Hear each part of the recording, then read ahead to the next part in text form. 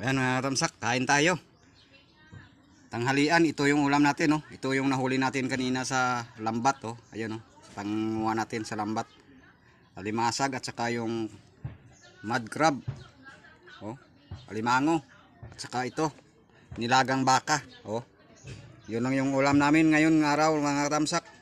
Oh, ito pa kanin, oh. Yan. Yan. Ito na yung ulam namin. Oh, tanghalian tayo mga tamsak. Busy pa sa cellphone. Oh. Yan.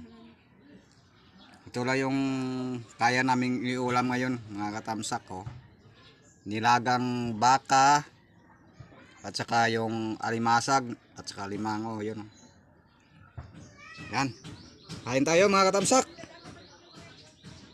Ito na yung blessing natin ngayong araw. Salamat sa araw na to na binigyan tayo ng blessing ngayong araw.